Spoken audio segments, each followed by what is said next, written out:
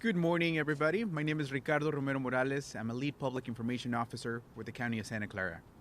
Thank you for being here this morning. Today we're going to provide an update regarding the new variant here in Santa Clara County. And today we're honored to have Dr. Sara Cody, Health Officer of Santa Clara County, as well as Dr. Marty Fenstersheib, who is our Health Officer for vaccinations and testing here in Santa Clara County. We will begin in English and we will take questions and answers in English as well. After that, we'll move into Spanish, Chinese, and Vietnamese. Without any further ado, I welcome Dr. Sara Cody.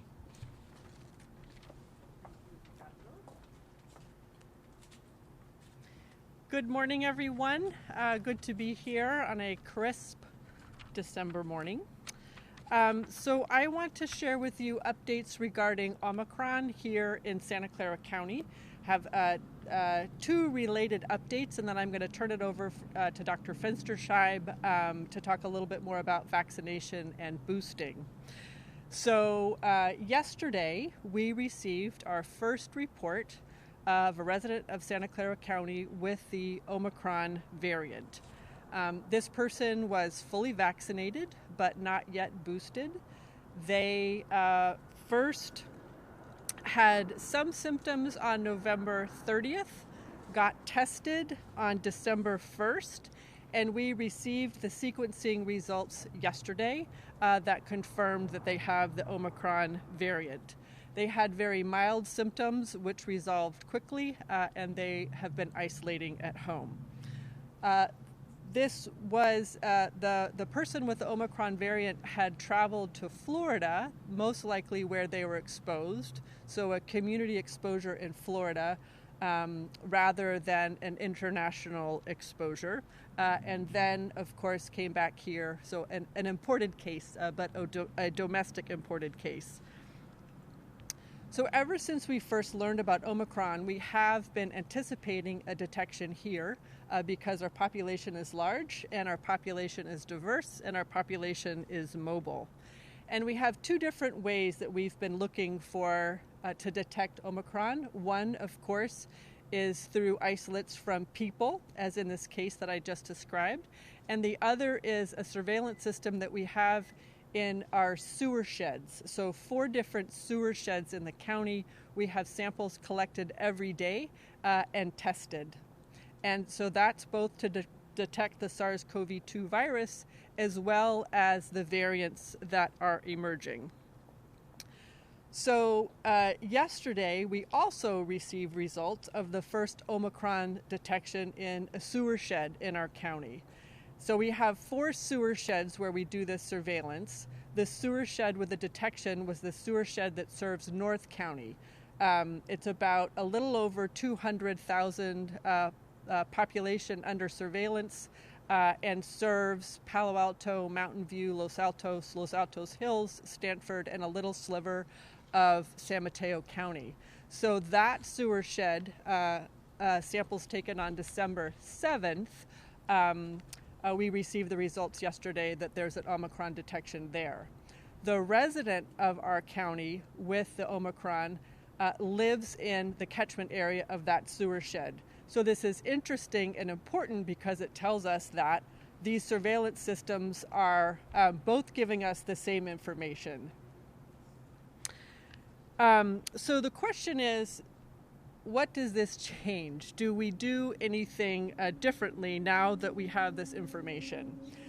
I would point to some other information that we have on our dashboard where you can see quite clearly that the rates among unvaccinated are going straight up.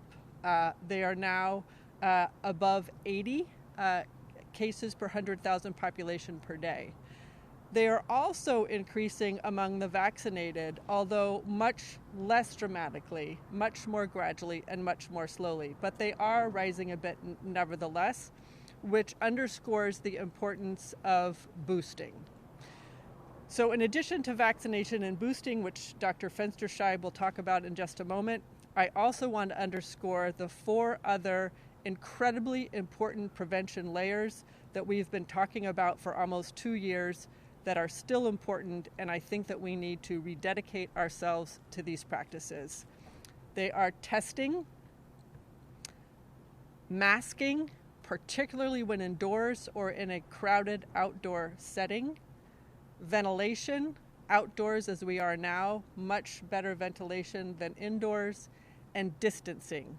And by distancing, I mean both the distance that we keep between people as well as the size of gatherings and just the general number of people that each of us are in contact with every day. So vaccinate and boost, mask, test, ventilate, and distance. With that, I will turn it over to Dr. Fenstersheib, and then we'll both be available for questions.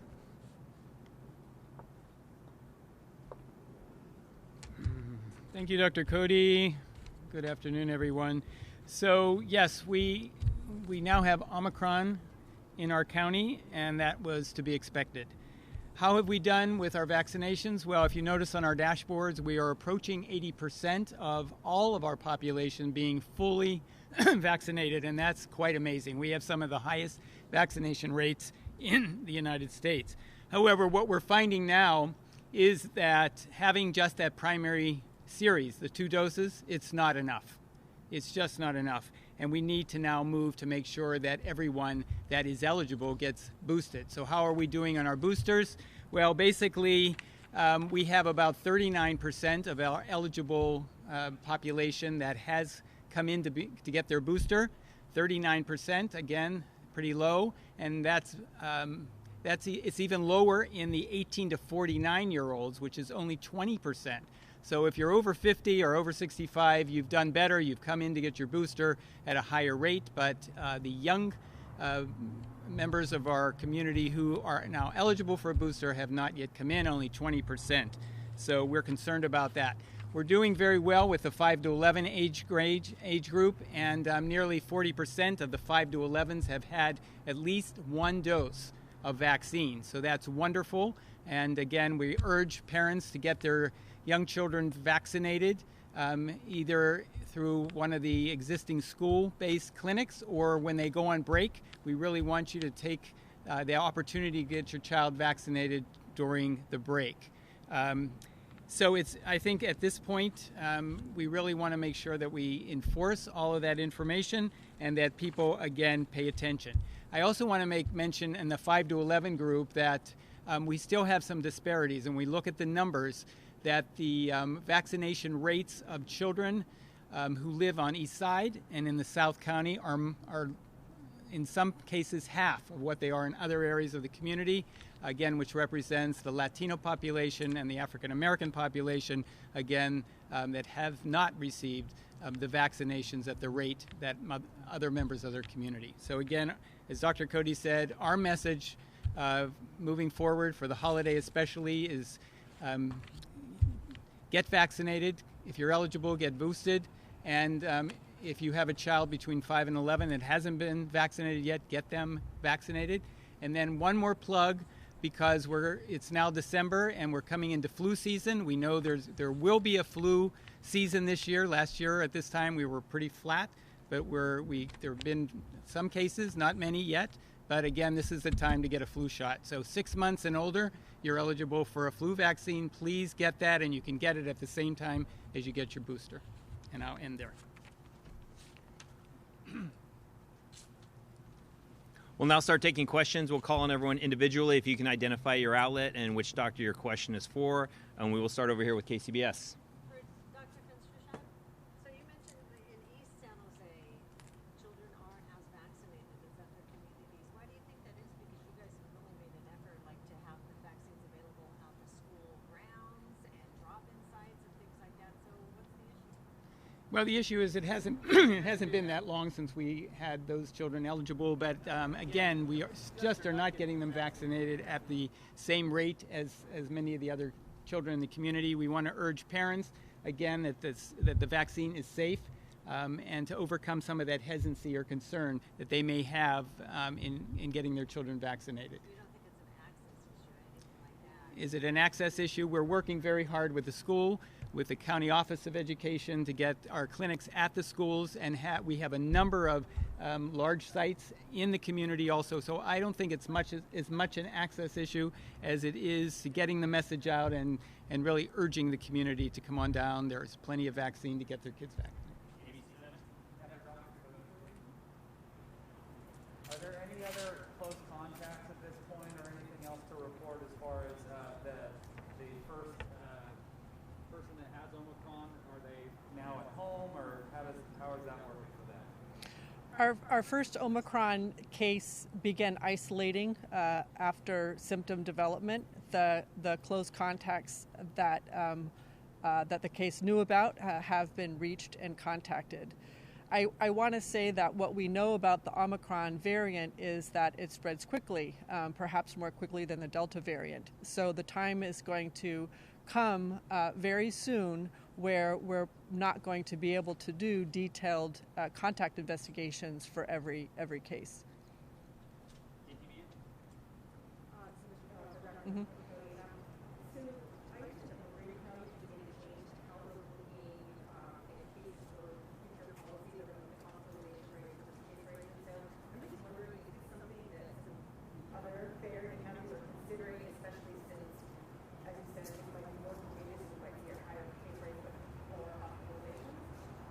So this is a question around case rates and how we've used case rates, and future policy, and particularly with regards to announcements by Marin County recently. The context in Marin County is a little bit different because they already met the metrics to stand down with their indoor mask mandate. So this isn't a conversation of talking about what metrics would they need to think about as far as indicating a need to return to indoor masking. So different than what we're talking about here. In general, what I would say about case rates is that they are one surveillance system to give us a sense for the cadence and the pace of the pandemic. But as we transition to more in-home tests, which are not reportable to us, it becomes even more important to have other systems to look at. And so we have a couple ways to do that. One of them is the wastewater surveillance that I mentioned earlier and that also detected the Omicron. There's also some kind of general symptom surveillance that can give us a sense. And then, of course, to measure how severe is this, we look at hospitalizations. One caveat to the hospitalization data is that it's a lagging indicator. So you'd see a bump in cases, and then a few weeks later, you see a bump in hospitalizations. So really good for helping us understand the impact on the healthcare system, but not an early warning system. Thanks.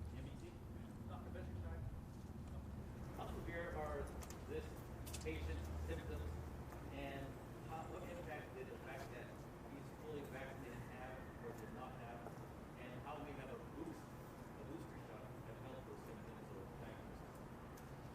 Well, if Dr. Cody wants to talk about the case, but I think the case for the importance of getting a booster is very clear, and it's getting even clearer.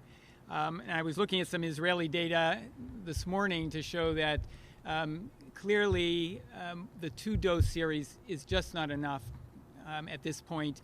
But yet when they looked at, and they have data already on cases and those that were boosted, and it's much lower. So we really want to urge people that they need the booster. It's now we want to consider it part of that primary series, and we really need to add that on as a necessity. It's not yet required. There's no definition changed in completely vaccinated, but let's just think of it as if you're 6 months out from your primary series, you just go ahead and get your booster. Yeah, maybe you can emphasize on the difference that maybe the booster might or might not have had and any impact if the virus was fully vaccinated. So our case with Omicron was fully vaccinated, but not yet boosted.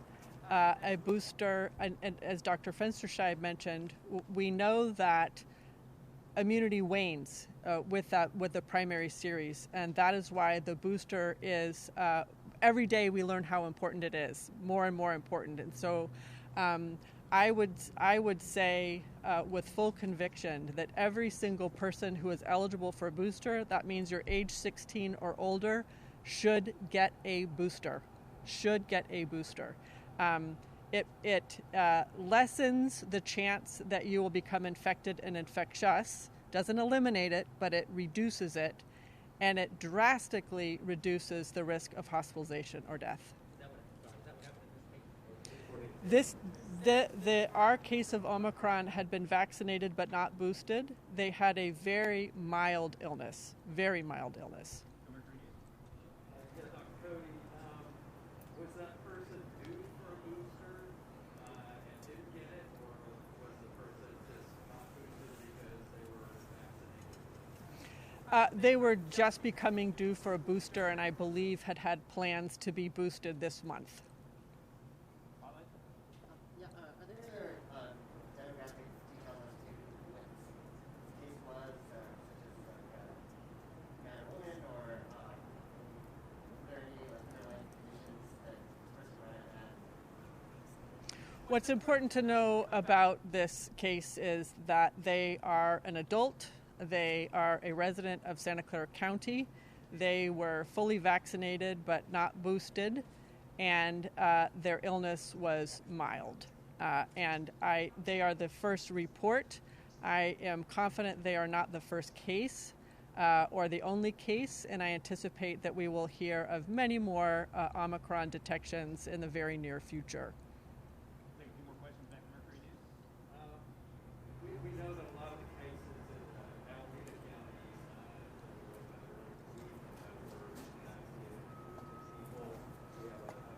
recently, just a new person that got vaccinated, they got sick. None of these cases ended up in the hospital. If that's the case, nobody's ending up in the hospital. Why do we need to boost people are getting, Thank you. not very sick? I mean, what's the problem? I think the issue is that the booster does a number of things. One is it reduces the chance of becoming infected and infectious, and so that clearly has a benefit to the community.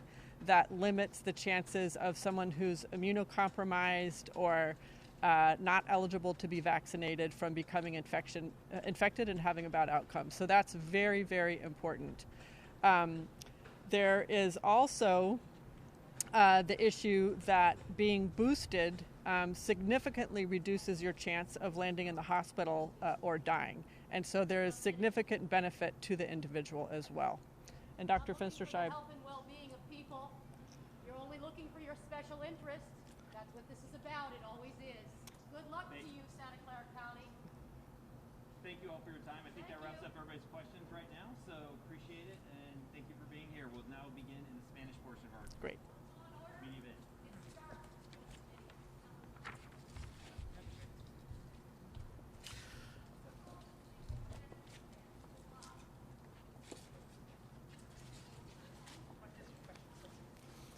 Muy buenos días, mi nombre es Ricardo Romero-Morales, soy oficial principal de información pública para el Condado de Santa Clara. El día de hoy, nuestros oficiales de salud del Condado de Santa Clara acaban de anunciar que el día de ayer, 9 de diciembre, el Condado de Santa Clara recibió su primer informe de un residente del condado con la variante Omicron de COVID-19.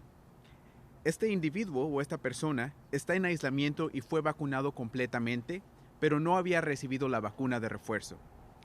Habían regresado recientemente de un viaje nacional fuera del estado. Se sabe que esta persona regresó de Florida, de regreso al condado de Santa Clara. La persona empezó a mostrar síntomas el día 30 de noviembre, fue a hacerse la prueba el día 1 de diciembre y el día de ayer fue cuando recibimos los resultados de este primer caso de la variante Omicron aquí en el condado de Santa Clara. Los funcionarios de salud han estado anticipando que la variante Omicron estaría detectada localmente, por lo que este informe no es una sorpresa.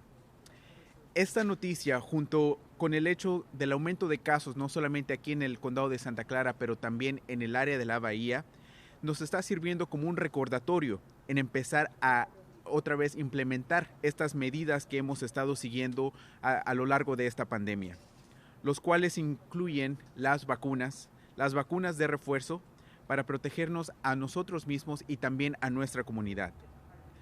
El día de ayer también los CDCs aprobaron que las personas mayores de 16 años ya pueden recibir su vacuna de refuerzo. Para darles un poco de números y estadísticas, hasta el momento solamente el 39% de la población que ya son elegibles para recibir la vacuna de refuerzo se ha puesto esta vacuna. Entre las edades de 18 a 49 años solamente el 20%. Y en términos de vacunación, entre niños de 5 a 11 años solamente el 40% ha recibido su primera dosis. Sabemos que aún faltan muchos esfuerzos por hacer. Más que nada estamos aprendiendo que muchos niños en el este de San José y en el sur del condado aún tenemos muy bajos tasas de vacunación en estas áreas del condado. Es por ello que le estamos urgiendo tanto a los padres de familia como a nuestra comunidad que también nos ayude a promover las vacunas para los menores, en este caso entre los niños de 5 a 11 años. También, si usted está planeando o tiene que viajar durante estos días feriados, lo que estamos recomendando es que se haga la prueba antes de viajar y después de regresar, al menos 3 o 5 días después de haber regresado fuera del condado. A todas las personas mayores de 5 años reciban su vacuna y también a todas aquellas personas mayores ya de 16 años y que ya pasaron 6 meses desde que recibieron su última dosis de la vacuna, que reciban su vacuna de refuerzo. También el uso de su mascarilla es muy importante, especialmente en interiores y en lugares donde hay mucha gente. Mantenga las reuniones grupales pequeñas tanto en tamaño, tanto en duración. Sabemos que en nuestra comunidad latina vienen días feriados tales como Día de la Virgen, Día de la Navidad. Entonces lo que se está recomendando es que se celebre con personas que vivan ya sea en la misma casa o pequeños grupos y que también minimicen tanto el número de personas, tanto la duración de estos eventos. Las reuniones al aire libre son más seguras que las reuniones en interiores. Una vez más, tengan cuidado con las personas mayores o inmunocomprometidas y consideren las pruebas de COVID-19 antes de estos eventos. Los padres de niños y muy pequeños y aquellos que no han sido vacunados deben asegurarse de estar siguiendo estas recomendaciones para seguirnos protegiendo los unos a los otros. También sabemos que aquí en el condado de Santa Clara estamos ofreciendo las 3 vacunas, tanto la vacuna de Pfizer, Moderna y Johnson & Johnson, completamente gratis. La gente puede visitar nuestro sitio web, el cual es sccvacuna.org, para agendar una cita. También ahí encontrarán una lista de lugares donde pueden ir sin cita previa.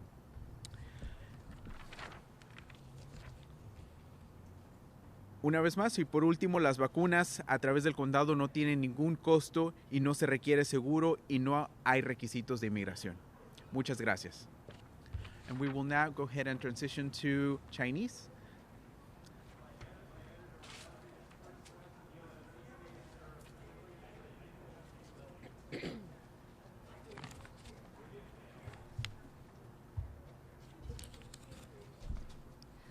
大家好，我是圣塔克拉拉县紧急行动中心的 Ann。圣塔克拉拉县在昨天确认了县内的第1例 Omicron 病例，此人目前正在隔离当中，并且已经完全接种了疫苗，但是还没有接种加强剂。这名感染者是最近才从外州旅行返回。卫生官员预期 Omicron 病毒会在社区中传播，因此我们这个发现是在意料当中。在湾区以及加州持续发现更多确诊病例的当下，提醒着我们需要采取更多的防疫措施，包括了疫苗还有加强剂。CDC 在昨天通过了16岁及以上的民众接种辉瑞疫苗的加强剂，而且县府也已经开始接受预约。我们强烈建议尚未打疫苗或者是加强剂的民众赶快去接种。目前的发现看来，最初的2剂疫苗是不足以对抗新冠病毒，还有以及发展出的变异病毒。加强剂能够提供更有效的保护。而就算 Omicron 是新型的变异病毒，我们能够预防的方式就是采取多层的防疫，包括了打疫苗、疫苗加强剂、戴口罩、保持通风和保持社交距离等等。节日假期将至，民众要更加注意防疫的风险。如果一定要在节日假期旅行或者是聚会，以下是建议的事项：在旅行前还有返回后做新冠肺炎的检测，确保每个5岁以上符合条件的人都去打疫苗，而且16岁以上的人去接种新冠疫苗的加强剂。在室内和拥挤的环境中戴口罩，而且是医用级口罩，并且确保口罩和脸部的贴合。保持小型规模的聚会，并且缩短时间，而且只和平常比较常联络的家庭来聚会。在室外聚会比室内聚会来得安全。对于年长者或者是免疫功能低下的人要更谨慎，在聚会前可以考虑先做新冠肺炎的检测。家中如果有不到5岁幼童的家长，要更注意防疫，并且确实做到以上的防疫措施。县府营运的疫苗站都备有免费的辉瑞、莫德纳和强生疫苗，还有加强剂，可以上网预约，网址是 scc.freevax.org。祝大家有个平安健康的周末。Next, New Han will be providing the statement in Vietnamese. Thank you.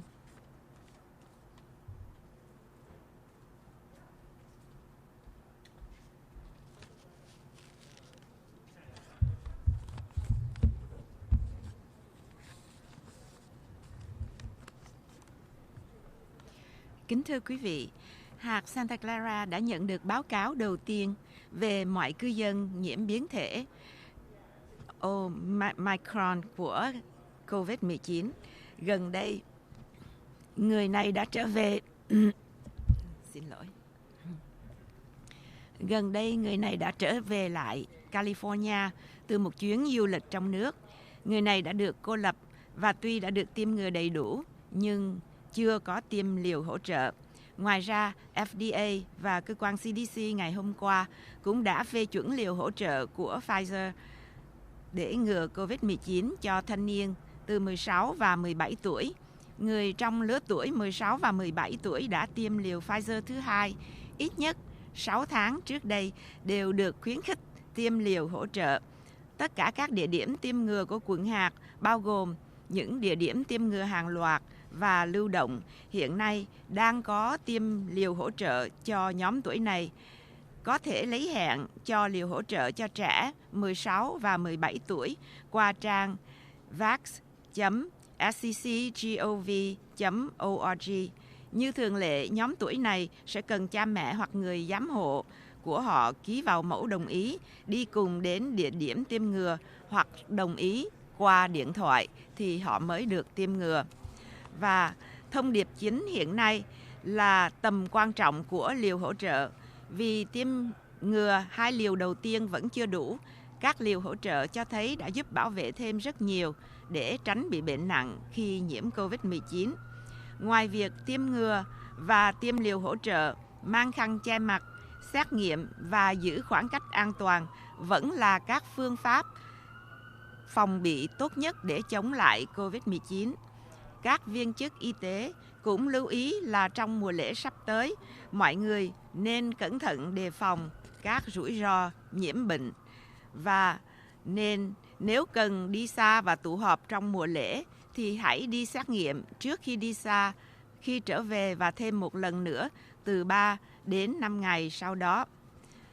Ngoài ra, cũng yêu cầu tất cả mọi người từ 5 tuổi trở lên hãy đi tiêm ngừa, cũng như yêu cầu mọi người từ 16 tuổi trở lên hãy đi tiêm liều hỗ trợ. Nên mang khăn che mặt ở bên trong nhà khi có đông người và mang khăn che mặt có khả năng bảo vệ như các khẩu trang y tế và chỉnh khăn cho vừa khít với khuôn mặt của mình là việc rất quan trọng. Hãy giữ việc tụ tập giới hạn trong các nhóm nhỏ và trong một thời gian ngắn. Hãy chỉ tụ họp với các gia đình thân thiết mà thôi. Tụ họp ngoài trời, xin quý vị lưu ý là lúc nào cũng vẫn an toàn hơn là bên trong nhà. Và hãy cẩn thận khi đến gần người lớn tuổi hoặc người có hệ thống miễn dịch bị suy yếu. Và xin hãy suy tính đến việc xét nghiệm COVID-19 trước khi gặp gỡ với họ. Xin cảm ơn quý vị. Chúng tôi là Như Hạnh, là nhân viên truyền thông của quận Hà. And next, we'll have Shierry to provide Tagalog.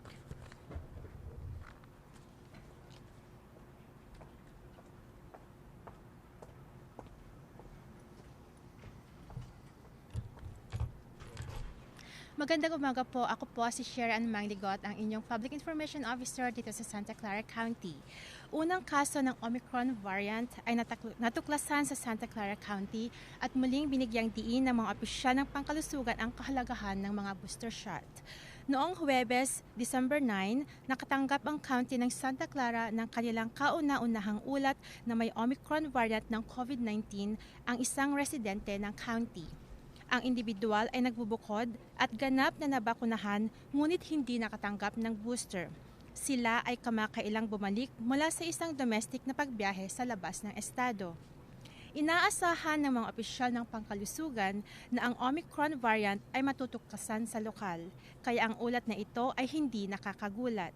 Ang balitang ito, kasama ang pagtaas ng bilang ng mga kaso sa county, Bay Area at sa buong estado, ay nagsisilbi bilang paalala para sa mga residente na gumawa ng mga pamamaraan sa pagpigil kabilang ang mga pagbabakuna at mga booster shot upang pinakamahusay na protektahan ang kanilang sarili at ng komunidad.